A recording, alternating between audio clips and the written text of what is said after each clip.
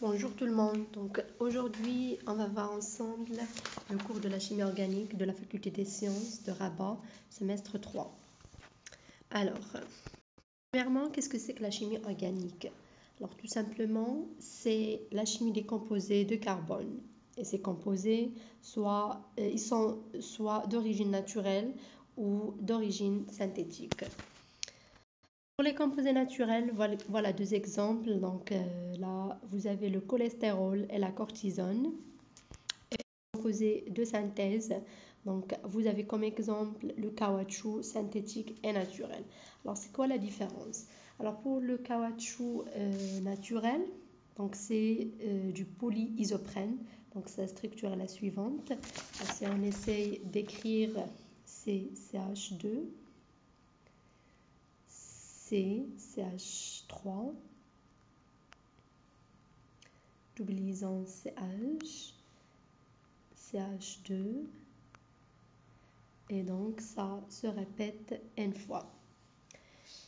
Et pour le caoutchouc synthétique, donc c'est du polybutadiène, d'accord?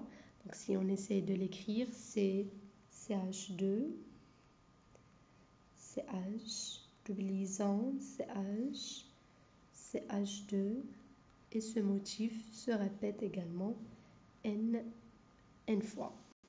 Alors pour construire correctement des molécules organiques, il faut connaître la valence de chaque atome. Et donc ici on fait appel à la règle de l'octet. Alors qu'est-ce qu'elle dit cette règle?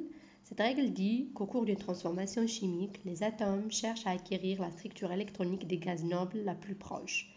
Donc soit 2 électrons pour l'hélium et 8 électrons pour les autres gaz nobles. Donc ça, vous pouvez le voir sur le tableau périodique. Alors, donc ici, si on prend le cas... Alors, pour le cas du carbone, donc il a un nombre atomique égal à 6, d'accord? Donc si on essaie d'écrire sa configuration électronique, donc c'est un S2, 2 S2 et 2 P2. Alors, plus détaillé, sous forme de case quantique, d'accord? Donc on aura 2 électrons sur la couche 1s et 2 électrons sur la couche 2s et 2 électrons libres sur la couche 2p. D'accord? Et donc le carbone, dans ce cas-là, il aura un état de valence, on dit un état de valence 2. De valence 2. D'accord? Ça veut dire qu'il aura tendance à faire deux liaisons chimiques par partage symétrique. Et donc, c'est le cas du monoxyde de carbone. D'accord? Donc, il va engager ces deux électrons libres pour former des liaisons avec l'oxygène. D'accord? Alors, le carbone a également un état de valence 4. Pourquoi? Parce que il y aura un électron qui va immigrer de la couche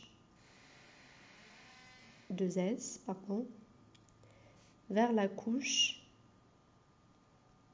de P.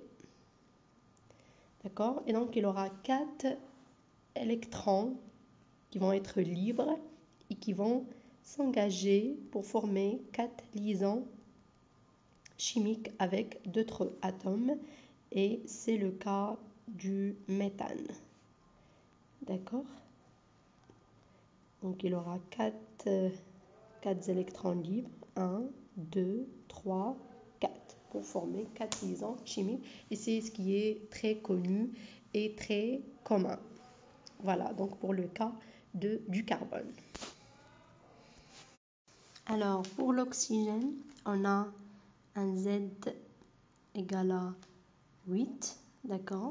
Donc si on essaie d'écrire sa configuration électronique, donc un S2, 2 S2 et 2P4. plus détaillé sous forme de case quantique, on aura une paire d'électrons sur la couche 1s, une autre paire d'électrons sur la couche 2s, et sur la couche 2p, on aura 1, 2, 3 et 4. Et donc, si on essaie d'écrire la forme de Lewis de l'oxygène, donc on aura 2 doublés libres plus 2 électrons libres qui vont être engagés ou qui vont s'engager pour former 2 liaisons libres avec d'autres atomes, et c'est le cas de l'eau, donc H2O. Voilà. Alors, pour le cas de l'azote, alors l'azote, elle a un nombre atomique égal à 7, d'accord? Donc il a un nombre atomique égal à 7. Donc si on essaie d'écrire sa structure ou sa configuration électronique, donc on a un S2, 2S2 et 2P3.